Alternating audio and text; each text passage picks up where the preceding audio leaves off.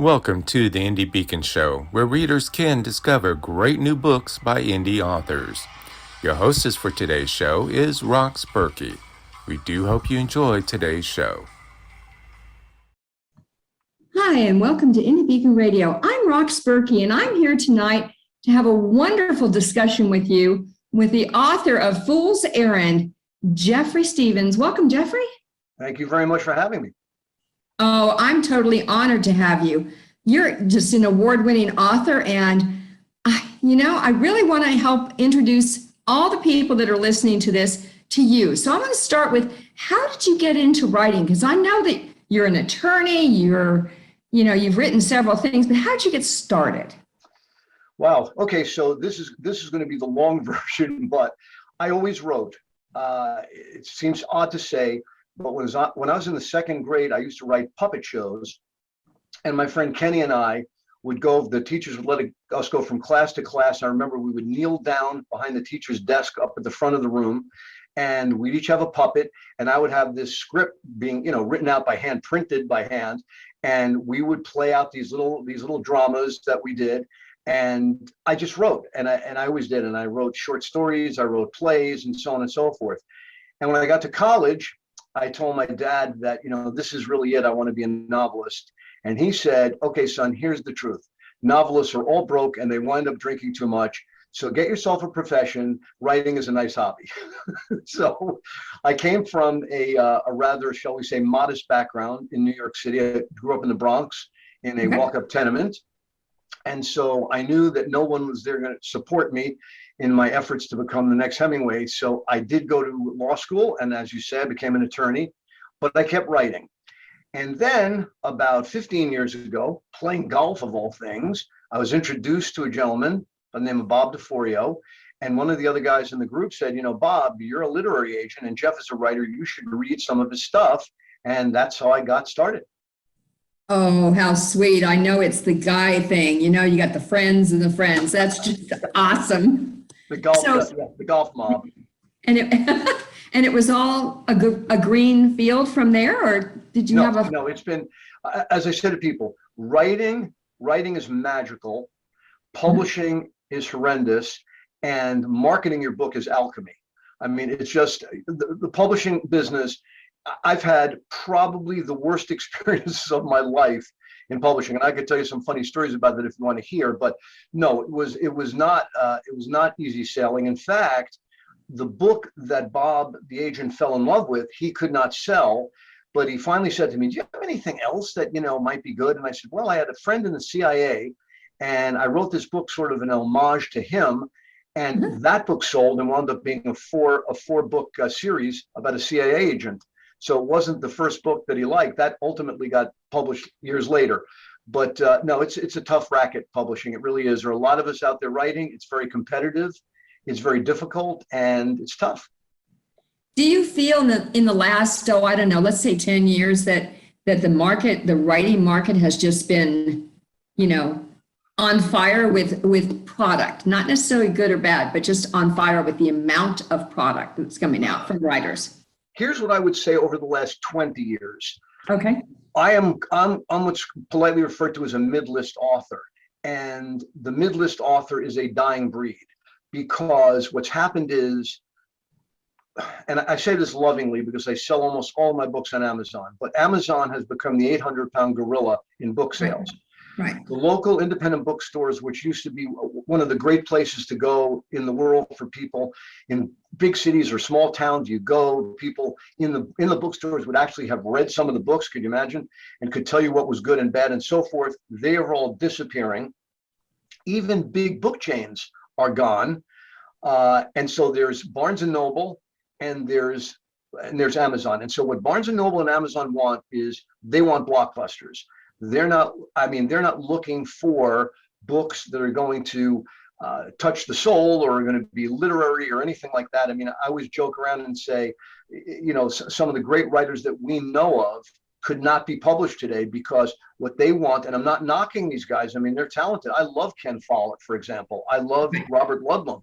I loved Vince Flynn. I met Vince Flynn. He was a wonderful guy, and he wrote fun thrillers.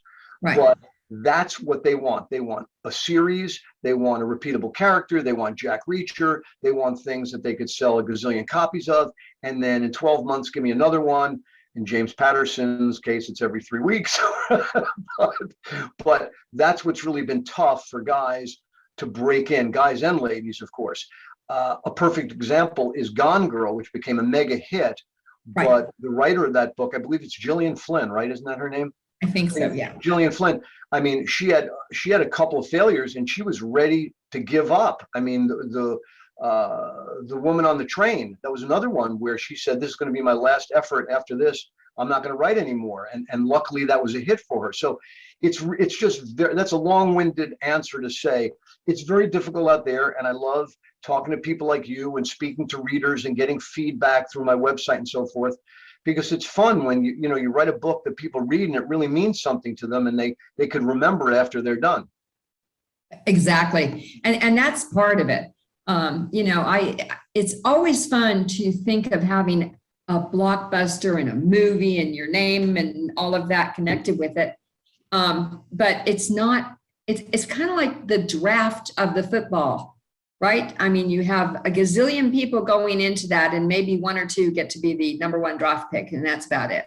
That's right. And then keep in mind, there's always that guy who goes 166th or what it was in the draft, and he becomes Tom Brady. So you don't know. And by the way, I want to be clear. I'm not suggesting that my books are some lofty literary works. They're not Dostoevsky.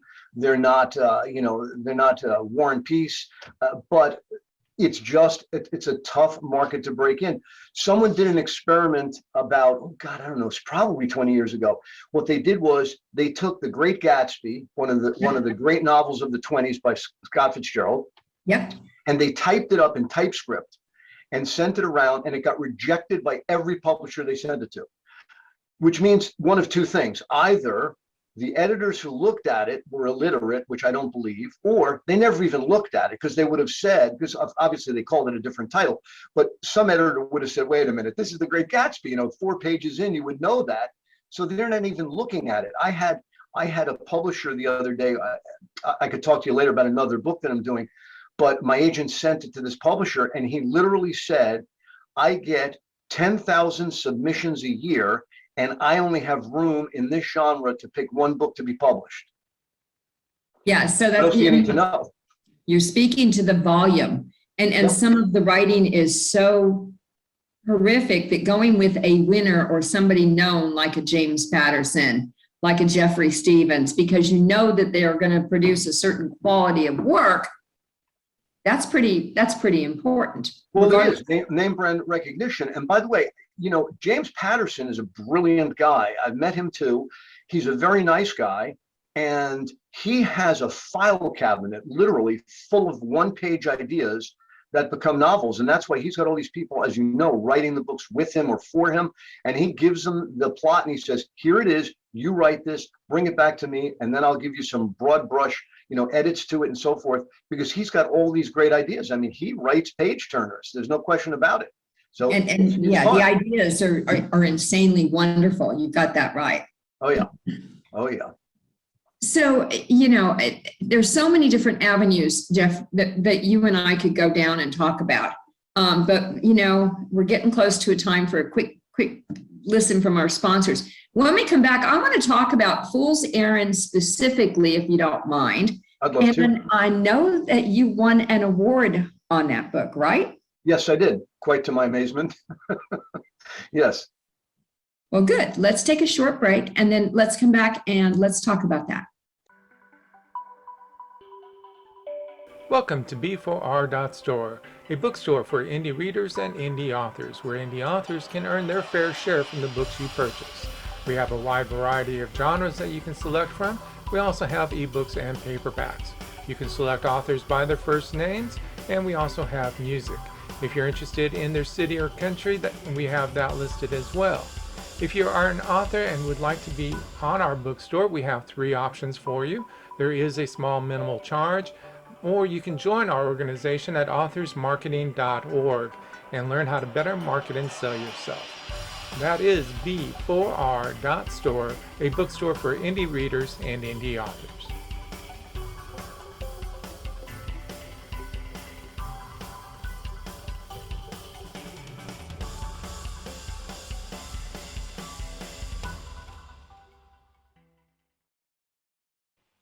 Hi, I'm Charles Brakefield. And I'm Rox Burkey. Together, we write as Brakefield and Burkey.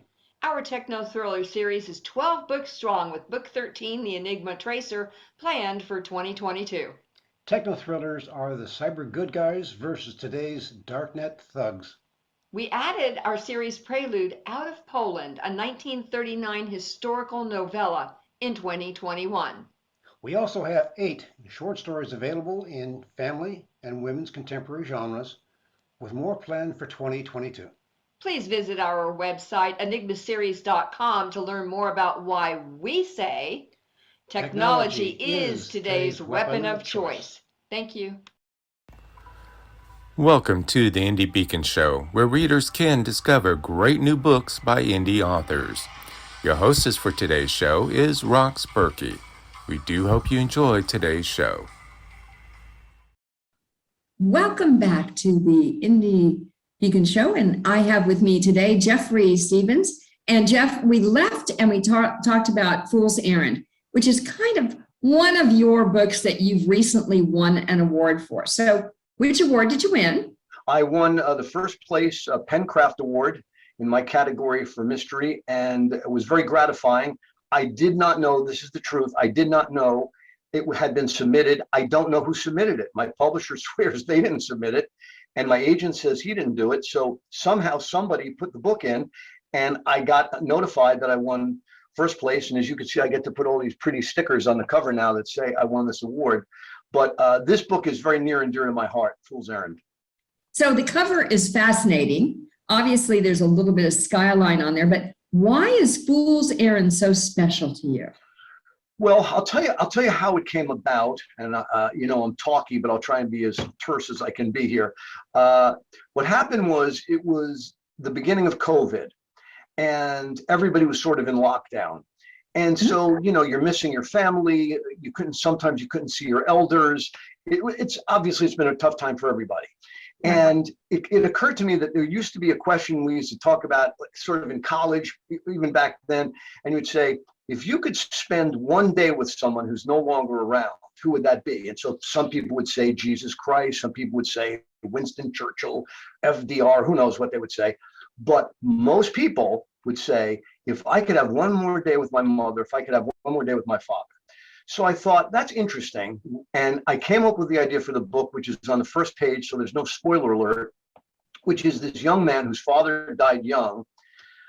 He finds a box of papers from his dad, who had died 6 years earlier. And in the box is a letter to the son written just a month before the father died. So here the father is actually talking to him from the great beyond. The son knew nothing about the letter, and it sends him on an international treasure hunt, because the father was sort of this charismatic ne'er-do-well who always had a big deal cooking, but they never really came to pass. And in the letter, he swears, this is the one. This is the one. And you got to be careful who you tell about what you're doing, but you've got to pursue this. And so the young man has to now dig back into his father's life, into his best friend who's now retired out in Las Vegas, and so on and so on. Hence these various things on the cover. One is New York, one is supposed to be Vegas, or one is supposed to be the south of France. Rather creative take on that. But anyway, and he winds up in the south of France with a French gentleman with whom his dad served in World War II. So I'm not giving up too much more of the story, except to say that it was something that I wanted to do for people, because, as I say, it was family oriented. It was an international sort of treasure hunt, so that it took people out of their homes and got them to Vegas and got them to New York and got them ultimately to the French Riviera and so on. And up to now, I had done, as I say, these 4 spy thrillers, and then I had done a murder mystery. But this was kind of a one-off, and I loved writing it. I love when people react to it, and so many people who've read it said, as soon as I closed that book, the first thing I did was I called my mother, or I called my father, or I called some old friend that I hadn't spoken to in a while. And that was kind of the point of the book. See, that's amazing, because you are having people take an action. The book is almost like a call to action. The character development of both Blackie and the son are remarkable. Are they patterned after someone specific? Yeah, sure. My father, my father a lot, me a little for the narrator of the story. but certainly my father a lot. He was that kind of the Blackie character. And it's really neat. And it's a little bit ethnic because it's an Italian family, but it rings true with a lot of people. I mean, I've had people come up to me and say, I read that book and that guy reminded me of my Uncle John, or, or my Aunt Anne or something, whatever it was. And so that has been a lot of fun for me, because that's what it is. And it is a character driven book, but there's action, there's suspense, there's romance, there's danger, there's a lot of humor in it. And a lot of the flashbacks between Blackie and his son are a little on the funny side, because the son is sort of reliving their relationship and how things were done. So anyway, it worked pretty well, I think. And I hope it continues to find an audience through nice people like you who help me market it. And I think people really, really enjoy it. It's a quick read, and I think it touches people in a good way. Yeah, no, I'd have to agree with you. And flashbacks in writing can be very tricky to pull off. They really take a certain kind of finesse when you're writing, and you really developed it well. It was realistic, I think, is the other term. It was like, okay, it could be my uncle or my aunt or somebody that a cousin over here. That's not easy to do. So that speaks to your writing itself. So it took you, what, a year to write this book? Yeah, most of my books take me about a year. And about flashbacks are fascinating. The one thing that I was very strict with myself is, as you know, having looked at the book, the flashbacks are quick, because you don't want to get bogged down. And my favorite movie of all time has a famous flashback, which is Casablanca, where Rick is thinking back to when he and Ilsa met in Paris and everything. And the beauty of that scene is it moves quickly. You see they're in love, and boom, you're back in the present. You can't stay back there too long. There aren't too many, Back to the Future type things that you could just keep dragging that on, because you lose the reader.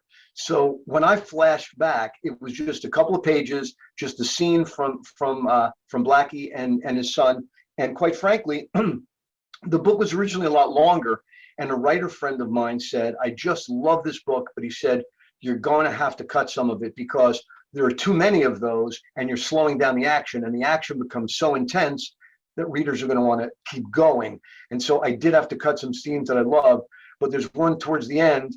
And I said, what about this? He said, I'll never forget this. He said to me, Jeff, if you cut that scene, I'll kill you, because I cry every time I read it. So I said, okay, we'll leave that one in. And so the readers will find out what it is, I'm sure. If you read the book, you'll know which it is. Anyway, and so that was the story. But flashbacks are tough. Yeah, got to be careful. No, and it is a page turner kind of read. It's not a read that's gonna bore you, and you're gonna have to drag it out for 6 months, and it's gonna go in your purse and sit there. It's gonna be something that you're gonna just keep at, if not an all-nighter. So that's pretty good. Thank you for that. So who is your biggest critic? Your friend obviously read it. Do you have other people that you count on to do? I do. I have a merry band of friends. I have one gentleman by the name of Larry Garringer who helps me plot my books out. He's terrific. He's famous. I call him Mr. What If. He'll read something and he'll say, okay, that's pretty good, but what if? And then he'll come up with these things and send me in different directions. And I have a wonderful editor by the name of Ryan Steck. He's terrific. And a couple of other people that read for me. But the toughest critic by far is my wife.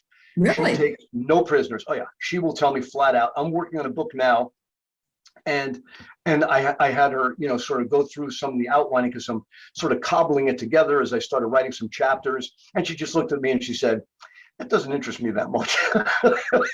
I mean, talking about deflation. I said, "Well, come on, now, just think about this. This could be really good." She said, "No, you need to work on that." So she's merciless, but it helps me be a better writer. And that's important. Sometimes your family is not your best editor. If they can be honest and they can be straightforward, that's great. As long as they just don't tell you what you want to hear, as opposed to be tough, get That's really right. tough. So I guess the next question along these same lines is there going to be like a sequel to Fool's Errand, or is it a once and done? I don't think so. There could be, because of the way it ends. There certainly could be something that happens next. I've thought about it, But what I've got upcoming, and I don't know if you don't want to talk about that part yet, but I went back to the spy genre and created a whole new set of characters. And I have a book coming out for Father's Day that's in espionage, and I wrote a murder mystery that I'm hoping comes out at the end of the year. And Awesome. like that. So I don't know that I'll go back to the characters in Fool's Errand. I'm very satisfied with how it wrapped. I thought it was a kind of ending where it paid off the reader. And I know you know what I mean by that, because sometimes you read a book and it's like, oh God, that's the ending, that's it. And yet some endings are just fantastic. I mean, we saw a movie the other night, and I won't name names, it was The Tender Bar. And it was a good movie, and we really enjoyed it. And when it ended, we looked at each other and said, that's the ending? I mean, there was no satisfaction for the reader, in that case, for the viewer. So I really believe in those things. And when I wrap a book properly, which I think Fool's Errand does have a good climax, that I think it's okay and I could move on. Those characters have served their purpose. Yep, I agree with you, Jeff. Hey, we're at a pause point where we need to listen to our sponsors again. So stick around. When you come back, I want to talk more about how people can find you. They're going to come to your house, I'm sure. So stick around. Okay. Each and every one of us has a mission in life. Mine is to help people laugh through the good times and the bad. My name is Charlotte Canyon, and I'm an author, a speaker, and a host on Indie Beacon Radio. If you need me to speak at an event or autograph my book, you can contact me at charlotte@charlottecanyon.com. Thank you, and have a blessed day. Authors Marketing International, a membership-based organization where members learn how to better market and sell themselves. Join us at authorsmarketing.org. Marianne Fairmouth is a career consultant with 30 years experience in the national recruiting world, a multi-award-winning author in multi-genres, and a speaker that gives presentations to help you succeed. Her book, Revolutionary Recruiting, made the top 20 global list of recruiting books. Find her on Amazon, your favorite bookstore, or at fairmouth.com.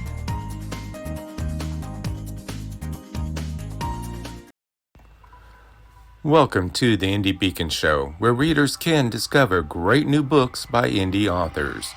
Your hostess for today's show is Rox Burkey. We do hope you enjoyed today's show.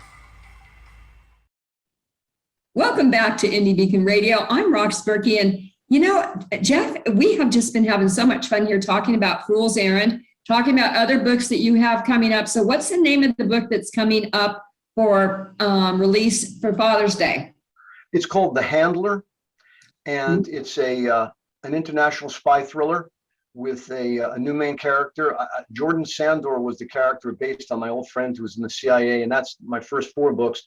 But I decided to go with different characters. This one is Nick Reagan, but the key to this book is that his partner is a woman, and she's a strong woman. If there's one thing I hate, it's, at this stage in terms of women's rights and equality, I hate the damsel in distress thing. I mean, that's like so played out for me. And so I wanted a woman who was at least as tough as Nick. And it's based on a woman that I know who was in the army. And now she's, as feminine a woman as you'd want to meet. But let me tell you, she could take it down in a heartbeat. And so so these two characters, Nick Reagan and Carol Gellos, they fight the forces of evil. And it's really a fun ride. Super. Now that'll come out. It'll be on Amazon. Can people also find that on your website? Yes. My website, as you may be able to see from this thing here, hold a second. Here it is. Anyway, Jeffrey Stevens is with a PH in Stevens. And my website is jeffreystevens.com. And you could check out all of my books, the 4 thrillers, the murder mystery, of course, Fool's Errand. Pretty soon we'll be posting the cover and information about The Handler. I've also done something interesting, if you don't mind me throwing in a plug for a friend of mine. I know a psychologist, very, very gifted guy by the name of Ron Raymond. And since I've been an attorney for many years, we decided that we can't stand how people get eaten up by the divorce system in this country. It's become such a racket that we wrote a book together on how to get divorced called The Road to Splitsville. And a couple of publishers are looking at it now. And I won't say it's lighthearted, but it's not a heavy tome. It's got a lot of anecdotal references in there to people and what they've been through, but it gives you very, very practical advice on how to deal with the process emotionally, how to deal with the process legally, what to do to, as the cover of the book will say, how to keep your sanity, how to not make your lawyer wealthy, and your children will still love you, and so forth. So, people need help with that. And I've seen too many times people get chewed up by a system that's all about the attorneys. Cary Grant famously said, divorce is a game played by lawyers, and it shouldn't be that way. And so we hope this book does some help. So that's a nonfiction that'll be coming out. The first one of those I've done. But anyway, the Handler comes out hopefully in June. That's awesome. So if people want to have you respond to them, you have a contact area on your website. Do you respond to people? Every time. I love it when people give me feedback, even if they don't like the book, which I must say is rare. Maybe people are being nice. They don't want to bother me if they don't like something I've written. Maybe that's it. Maybe they feel sorry for me. But typically, people are very complimentary, and they write me some lovely messages, and I always respond. And yes, you could reach me through the website. It's easy. And there's a contact me, thing there on the website. I'm not technologically advanced, but I had somebody put the website together for me. Right. And and all my books, as I say, are there, and you could read excerpts from them and so forth, and see reviews and all that stuff. And you also appear on TV, you appear on radio like this. So if people want to look at some of those, they're available off your website as well, because you do a lot of speaking. Yeah, some of that. I've done some of that, and I did a bunch of TV back when, and a lot of radio. And so, yes, I got, caught up in these various cycles. And then, with these election cycles become quite fascinating. They're looking for anybody to say anything on these radio shows. And so I'll come on and talk about that more so than my books even, which has been a lot of fun. But yes, the website leads you to all of those things, and you get an idea of who I am. And the books, obviously, as I say, they're available on Amazon. If they're not in Barnes & Noble, they can order them for you. But I beg people, really, truly, go to your independent bookstore. If you have any inclination to buy Fool's Errand, it'd be great to go to indie bookstore and just order it from them, because it's just the right thing to do. It is, and I love it. On that particular note, Jeff, we're going to have to close down for this evening. I thank you so much for spending time with me, and I wish we had another hour, because it's been a blast. So you are delightful. Thank you. You're very generous, and I really appreciate being here. And I hope you have a wonderful 2022, and all of your listeners and viewers the same. Stay healthy, get vaccinated, and do the right thing. And get Fool's Errand. Thank you very much. Okay, thank you. Thank you for watching the Indie Beacon Show, produced by B. Allen Bourgeois for the Authors Marketing International, LLC. Copyright 2022. Voiceover by B. Allen Bourgeois. If you would like to be a sponsor of the show, please contact us at authorsmarketing@outlook.com. If you would like to be on this show, it is free to authors. Simply fill out the form at indiebeacon.com. The music is provided by Happy Follows. The music is entitled